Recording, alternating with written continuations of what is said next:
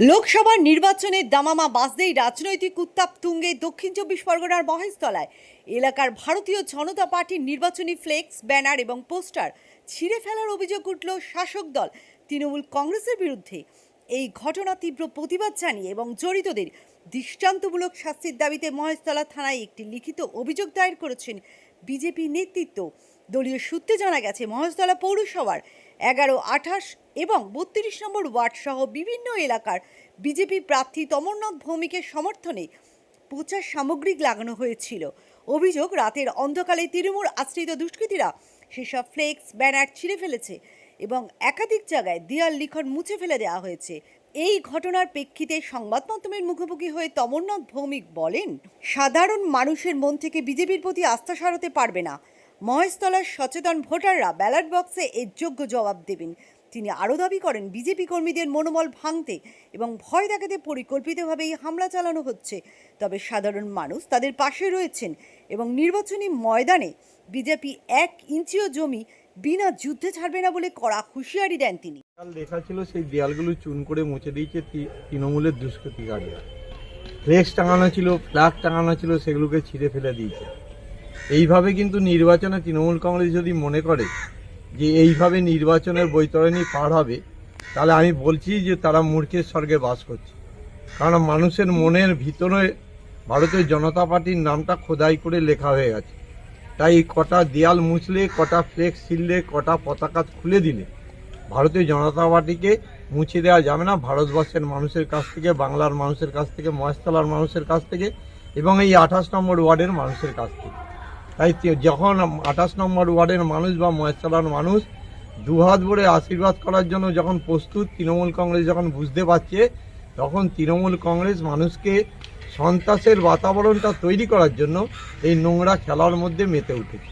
তাই আমি বলবো যে তৃণমূল কংগ্রেসের বন্ধুদের যেন শুভবুদ্ধি সম্পন্ন হয়, এইভাবে দেয়াল মুছে, ফ্লেক্স খুলে, ব্যানার খুলে বা পোস্টার মুছে দিয়ে বা পতাকা খুলে দিয়ে কখনো জয়যুক্ত হওয়া যায় না। মানুষ যাকে গণতান্ত্রিকভাবে ভোট দেবে সেই আগামী 4 তারিখে রেজাল্ট বেরোনোর পর জয়যুক্ত হবে। তৃণমূল কংগ্রেস যে হারবে এটা আজকে এর থেকে পরিষ্কার প্রমাণ হয়ে যাচ্ছে। মহেশতলা থানায় এসেছিলাম আমরা, ভারতীয় জনতা পার্টির, আমি প্রার্থী মহেশতলার। আমার প্রচারের জন্য 28 নম্বর ওয়ার্ড, 32 নম্বর ওয়ার্ড, 11 নম্বর ওয়ার্ড, সমস্ত ওয়ার্ডে ফ্লেক্স, ব্যানার এবং পোস্টার লাগাচ্ছে আমার দলের কর্মীরা।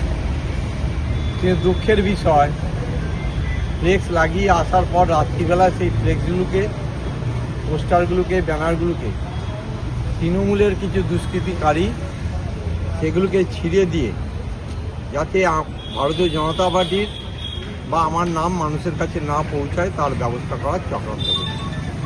আমি বলি যে ফ্লেক্স হয়তো দুটো ছিঁড়তে পারেন, দেয়াল হয়তো দুটো মুছে দিতে পারেন, কিন্তু বাংলার মানুষের মনের ভিতর ভারতীয় জনতা পার্টির নামটা খোদাই করে লেখা হয়ে গেছে।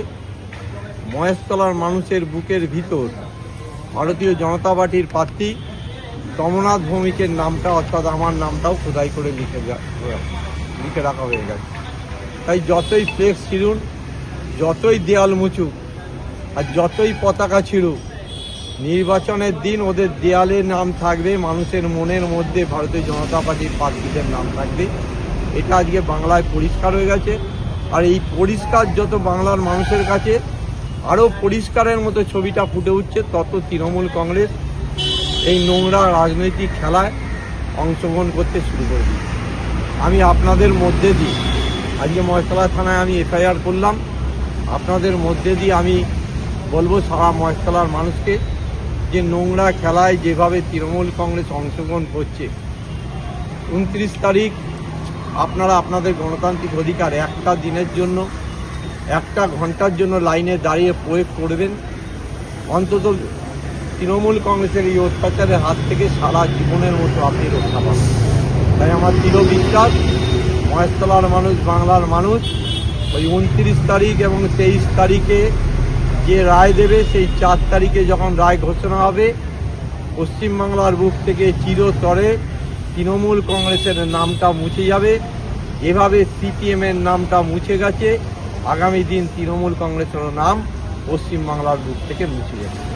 দেখুন, আমার প্রচার যখন আমরা শুরু করেছি, আমাদের দেয়ালগুলো ওরা গায়ের জোরে দখল করে নিয়েছে। আমরা লেখার সুযোগ পাইনি, কিছু কিছু জায়গা পেয়েছি, আমরা লিখেছি। কিন্তু আমরা একটা রাজনৈতিক দল, আমরা মানুষের কাছে পৌঁছাবার জন্য যে প্রচারের যে অংশগুলো আছে, ফ্ল্যাগ, ফেস্টুন, হোর্ডিং, ব্যানার, সেগুলো আমরা যথাযথ লাগিয়ে মানুষের কাছে আমার দলের প্রচারটাকে পৌঁছে দেওয়ার চেষ্টা করেছি। কিন্তু আমি অবাক হয়ে গেছি যে রাজনৈতিক দলটা এখানে ক্ষমতায় আছে তাদের কিছু সমাজ বিরোধী। প্রথমে 32 নম্বর ওয়ার্ডে আমরা ফ্ল্যাগ লাগিয়েছে, ফেস্টুন লাগিয়েছে, ব্যানার লাগিয়েছে, সেগুলোকে ছিঁড়ে খালে ফেলে দিয়েছিল। আমরা এফআইআর করেছি এবং তার ছবি আপনারা পেয়ে গেছেন। আমরা তারপরে 11 নম্বর ওয়ার্ডে একই ঘটনা ঘটিয়েছে। 11 নম্বর ওয়ার্ডে ঘটনা ঘটেছিল, কিছু বাচ্চা ছেলে খেলাধুলা করছিল, যাদের বয়স 7 বছর, 8 বছর, 9 বছর, 10 বছর। তাদের বলটা ড্রেনে পড়ে গেছিল। তারা একটা ফ্ল্যাগ, কোন দলের তারা বোঝে না, তারা একটা ফ্ল্যাগ খুলে নিয়ে বলটাকে ওই কঞ্চি দিয়ে, ফ্ল্যাগের কঞ্চি দিয়ে তুলেছিল। তোলার পর সেই ফ্ল্যাগটা খুলেছিল বিজেপি।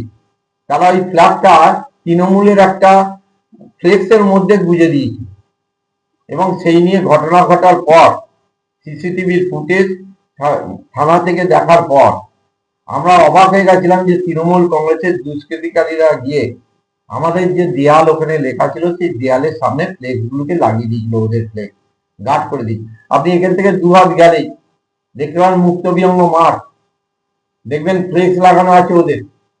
ফ্লেক্সের পিছনে যান, দেখবেন পদ্মফুলের ছবি আছে, ভারতীয় জনতা পার্টির সিম্বল আছে, ওটাকে ঢেকে দিয়েছে ওরা।